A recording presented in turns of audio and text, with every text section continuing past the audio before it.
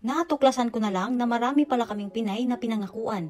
Dear Madam Native Filipina, binabati kita ng magandang araw pati na rin ang mga tagapakinig mo. Sobra akong natutuwa sa mga advice na binabahagi mo. Bago ko nga pala simulan ang aking kwentong AFAM, please hide my identity at tawagin mo na lamang ako sa pangalang Morena.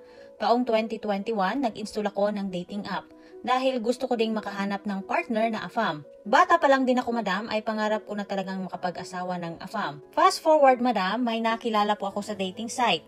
Batang AFAM na taga New York. Naging maayos naman ang aming pag-uusap sa video call at chatting araw-araw. Sa loob ng 5 months ay naging komportable ako sa kanya at ganun din siya sa akin. After 5 months, madam, ay nagdesisyon siya na makita niya ako ng personal. Gusto niya akong puntahan sa lugar namin dito sa Palawan. Pero ang problema that time, bawal pumunta dito ang mga AFAM sa amin dahil panahon yon ng pandemic. Sa madaling salita, hindi allowed ang mga AFAM dito. So ang ginawa ko, ako na lang ang pumunta sa kanya sa Manila para kami ay magkita. Fast forward, madam, nagkita kami sa City of Dream na kung saan doon siya nag-book ng hotel. Naging masaya naman ang 1 week na pagsasama namin. In short, madam, umabot kami ng 2 years and 6 months na magkarelasyon. Komportable at masaya sa isa't isa. Yun bang feeling ko na kami na talaga. Hanggang sa natuklasan ko na marami pala kaming girlfriend niya sa Pilipinas at parehong pinangakuan. Hinayaan ko lang yon, Madam Native Filipina, dahil ang rason ko hanggat umuwi siya dito sa akin ay okay lang. At syempre, madam, mahal na mahal ko si AFAM. Tuloy lang kahit babaero siya at marami kaming Filipina niya. Madam Native Filipina, hindi madamot si AFAM. Siya din pala ang nagpagawa ng bahay ko dahil noong first meet up namin nasira ang aming bahay dahil biktima kami ng bagyo. At yung tatay ko pa ay nagkasakit nung mga panahong yon at tinulungan niya din. Hindi talaga madamot si AFAM. Ang problema ko lang ay ang pagiging babaero niya. Dumating pala sa punto na nagpakasal si AFAM sa ibang Pilipina na nagtatrabaho sa Dubai. At doon na naging buo ang aking desisyon na maghanap ng iba at mag-move on. Pagkatapos ng lahat ng sakit na naranasan ko, madam, ay bumalik ulit ako sa dating app. At doon may nakilala na naman akong taga Hawaii. 60 years old na siya. Nagtagal din ang aming chatting ng 3 buwan. After 3 months, ay pinuntahan niya na ako dito sa Palawan. Madam Native Filipina, ayun na nga, nagkita na kami ni Hawaiian guy. Okay naman kami at maayos. 8 days ko siyang nakasama sa hotel. At yung usapan namin ay ihahatid ko siya sa Manila Airport pagbalik niya ng Hawaii. Pero sa kasamaang palad, madam, nagsinungaling siya sa akin. Ang sabi niya, may emergency siya sa US. Naniwala naman ako. Ang sabi ko na lang, sige, uwi na lang ako sa amin. At hindi na lang ako sasama sa'yo pagbalik mo ng Manila. Nag-okay naman siya hanggang sa nag-check out na ako sa hotel at hinatid niya pa ako sa terminal. So ayun na nga, umuwi na nga ako sa bahay. Pagdating ko ng bahay, madam, nagtataka talaga ako dahil iba ang aking pakiramdam. At hindi na siya nagchat-chat sa akin. Hinayaan ko lang ang nararamdaman ko hanggang sa naisipan kong tawagan ang front desk ng hotel at tinanong kung nag-check out na ba ang room 105. Aking ikinagulat ang sinabi ng front desk, madam, na ang check out daw ni sir ay November 30 pa. Doon ako nakaramdam ng kaba at galit sa AFAM kong taga Hawaii. Sabi ko sa sarili ko, nagsisinungaling siya.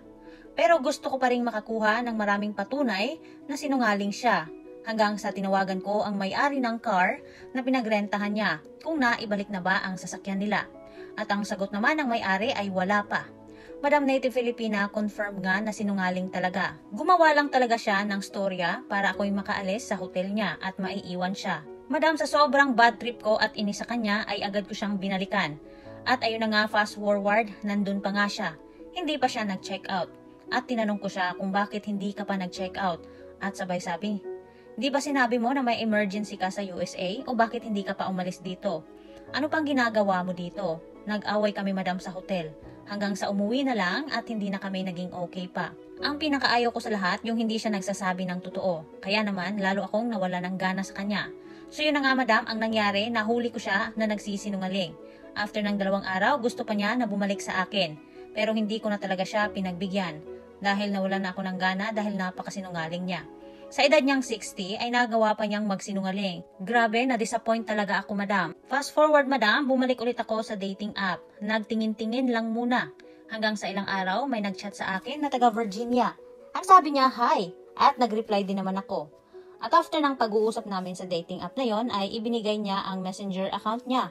So doon na kami nagpatuloy sa pag-uusap. Hanggang naging maayos na ang pag-uusap namin at lahat ng gusto ko ay nakita ko na sa kanya. Iba siya sa dalawang nakatagpo kong Afam. Maka-Diyos siya at parehas kaming Christian. So yun na nga, nagkamabutihan na kami ni Afam na taga Virginia. Hanggang sinabi niya sa akin na magpakasal kami pagdating niya ng Pilipinas. Akala ko talaga wala nang magsiseryoso sa akin. Ngunit sa tulong ng mahal nating Panginoon, binigyan niya ako ng lalaking seryoso at tapat. Mahal niya ako, madam, at masayang-masaya ako dahil kasal na kami ngayon. Ito po ang mga naging karanasan ko sa paghahanap ng Afam, madam. Sana po ay magustuhan mo ang aking kwento pati na rin ng iyong tagapakinig. At bago po magtatapos ang kwento kong ito, gusto ko pong sabihin sa lahat ng mga Afam hunter na ipag-pray niyo po talaga. At syempre, laban lang po mga sisi, huwag pong mawawalan ng pag-asa. Hanggang dito na lang ang sulat ko. Maraming salamat sa mga nakikinig. Pasensya na po at napahaba ang aking kwento. More power and God bless, Madam Native Filipina from Morena ng Palawan. Hello, Madam Letter Sender. Nagpapasalamat po ako sa ibinahagi mong kwento dahil may aral na namang mapupulot dito.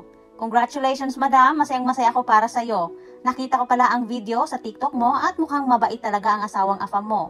So mga madam, baka naman may gusto kayong sabihin or i-comment sa kwento ni Sender. Huwag nang mahiya, i-comment nyo na yan. Kayong mga silent follower dyan ha, mag-ingay naman kayo paminsan-minsan. Magparamdam kayo kahit sa comment man lang, no? Kasi excited po si Sender na makabasa ng iyong mga reaksyon sa kwentong ibinahagi niya. So ito na nga mga madam, no? Para po sa lahat ng mga may nakaschedule ng katatagpuing Afam. Number 1, pag ang Afam pinuntahan kayo sa Pinas pero yung mga araw na kayo'y magsasama ay limited lang, like for example, 1 week or less, asahan nyong hindi lang kayo ang katatagpuin yan. Kaya dapat para makasiguro kayo, bago kayo makipagkita na kayo lang, ihilingin nyo munang makita ang screenshot or ang flight details ng binook nila. Pero dapat marunong din kayong kumilatis kung tunay. Yun bang hindi edited? Dapat yung pagkaalis mo sa kanya ay nakamonitor mo pa din ang location niya. Yung araw ng pagdating niya sa kanila ay dapat updated ka. Video call agad at magpa-tour ka sa paligid niya kung tunay bang nakauwi na siya. In that way, sigurado kang hindi sinungaling ang Afam mo. Or kung nagsisinungaling man siya, edi mahuhuli mo. Madaming Afam na magaling magdrama para makapang-sideline pa sa iba. Marami pa rin talaga kasi yung mga sinusulit ang bakasyon nila. Magsisinungaling talaga sila para mapaalis ka sa tabi nila at makakuha ng bagong makakasama na matitikman nila, di ba? Paalala mga madam, ang vacation ng mga Afam kadalasan 2 weeks or more. Kasi mga madam, hindi yan sila babiyahin ng malayo, only for a few days lang ang bakasyon. Ang layo-layo ng biyahe tapos mahal pa ang pamasahe. Kaya sure na susulitin talaga nila ang bakasyon nila. Kaya naman kung less than 2 weeks lang kayong magkasama, ay mag-isip-isip ka na talaga.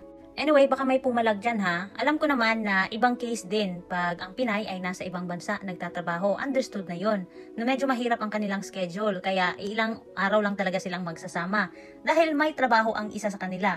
Letter Sender, kumbinsido akong nangailangan ka and at the same time napaniwala kanyang ikaw lang talaga nung una. At nung nalaman mong madami kayo, lumaban ka pa. Well, that's the choice na sinasabi ko mga madam ha. Na once nalaman yung marami kayo, talagang mapapalaban ka. At since madami kang kakompetensya, at choice mo namang ipaglaban siya, then meaning sa ending, kung hindi ikaw ang maswerteng mapili niya, edi tanggap mo na. Sa madaling salita, sports lang ba?